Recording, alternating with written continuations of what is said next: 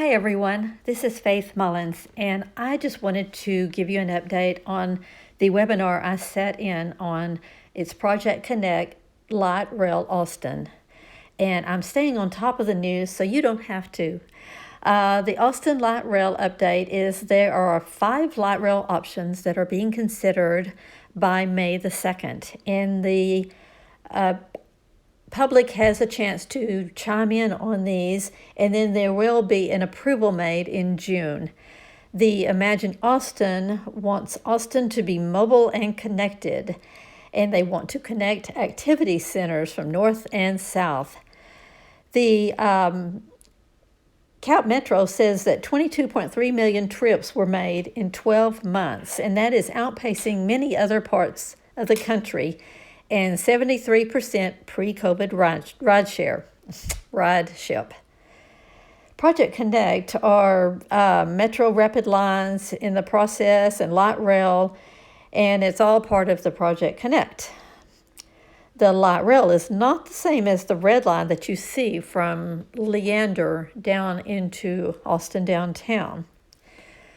You will see at the end of this video an virtual open house website, and it is at publicinput.com/actplan#0, and that's Austin Core Transportation Plan.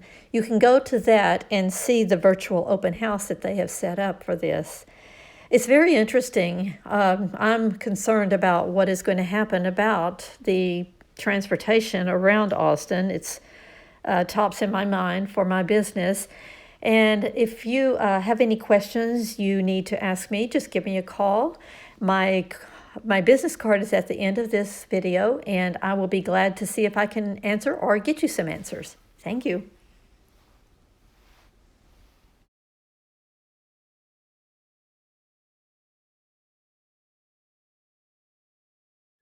With other modes on either side.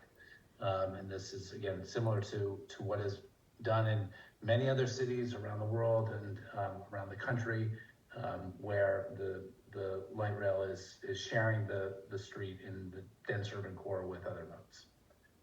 Next.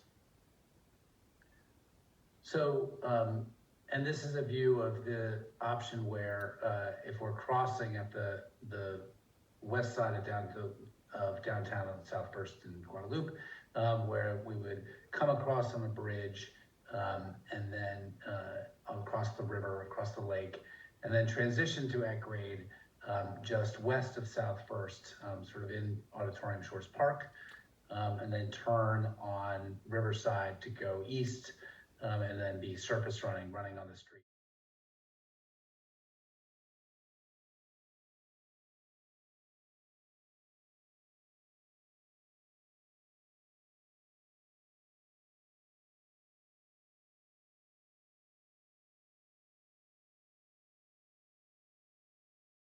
And then there would be an elevated station in Auditorium Shores Park.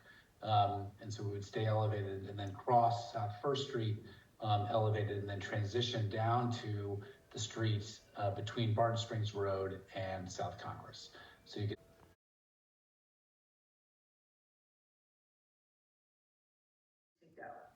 And there's lots of factors that go into what makes a person to make that choice to ride the light rail. And you mentioned some of those. So there are things like reliability and travel time as it compares to other ways to get around. And, how does a train trip compare to if you were in a car or taking the bus, and what other options there are.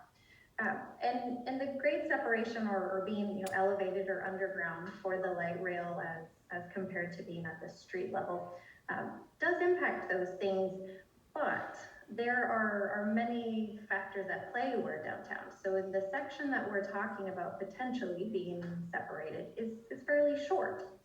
It's about a mile. And also when at the street level, we have signals, the traffic signal at the intersections are timed in such a way that the transit trip or the train is given priority. And so there is an impact to the travel time of the train to be at the street level, but in such a short segment, it's not a large impact. We're able to manage much of that with the signal system, but there are differences. I will say that there are well-operated and well-used transit systems, both grade separated and on street in dense downtown environments across the country, that both systems can be done well, and we believe both options are viable.